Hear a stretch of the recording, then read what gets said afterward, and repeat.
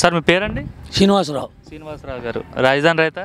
రాజధాని రైతునే. ఎన్ని ఎకరాలు ఇచ్చారండి రాజధాని కోసం? 4 ఎకరాలు ఇచ్చా. 4 ఎకరాలు ఇచ్చారు. ఏ ఒప్పందం మీద ప్రభుత్వానికి భూమి ఇచ్చారు? ప్రభుత్వం మీకు ఏమి ఇస్తా అని చెప్పింది? మాకు ఎకరం ఇస్తే 10 సెంటు మాకు ఇస్తా అన్నారు. ఫ్లాట్లు ఇస్తామన్నారు. మరి ఇచ్చారా? ఇచ్చారు. అంటే రైతులకి చెప్పిన మాట నిజం చేశారు వాళ్ళు ఏదైతే చెప్పారో ఒప్పందం ప్రకారంగా? ఒప్పందం ప్రకారం మాకు ఇవ్వాల్సిన ఫ్లాట్లు మొత్తం కొట్టేశారు.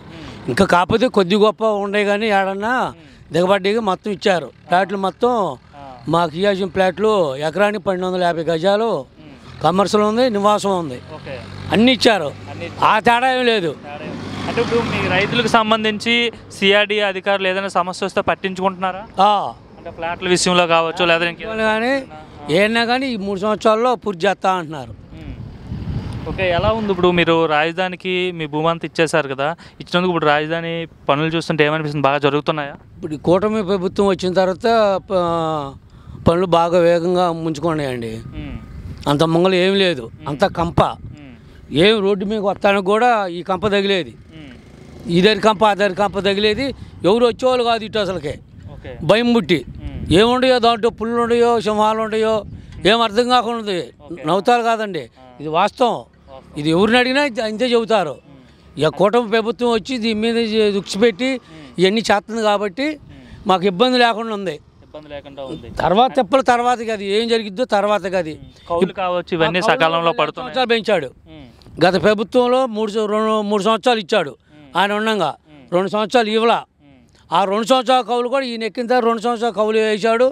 మళ్ళీ ఆ తర్వాత మళ్ళీ 5 సంవత్సరాలు మాకు పెంచాడు కవులు.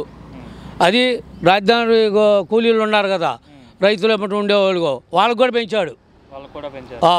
అయితే రాజధాని కోసం భూములు ఇచ్చిన రైతులకి అయితే న్యాయం జరిగిందా ప్రస్తుతానికి? న్యాయం 100%గా, దాంట్లో తేడా లేదు. ఎవరు కూడా అసంతృప్తిగా లేరంటారు? లేరు. పొలం స్వచ్ఛంగా ఇచ్చిందండి. ఇప్పుడు లాక్కోవటం కాదు ఇది. ఇప్పుడు లాక్కొని నీ దగ్గర కత్తి పెట్టి తుపాకి పెట్టి లాక్కుంటే చెబుతాడు ఎవడో ఒకటి భయం పెట్టి ఇట్లా చేశారు నన్ను అని.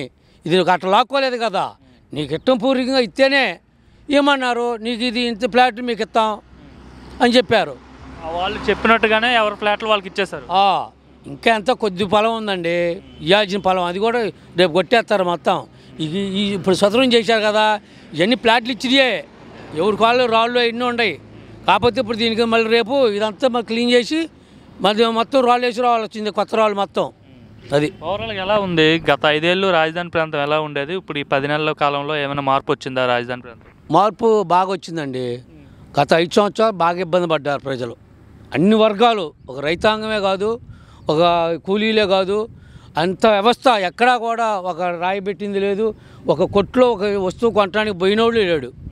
ఒక సిమెంట్ కట్ట కానీ ఐరన్ కానీ ఒక ఫ్యాన్ కొనటం కానీ ఎక్కడా కూడా 5 సంవత్సరాలు పలానా ఏరియాలో బాగుపడ్డారని చెప్పమను లేదు.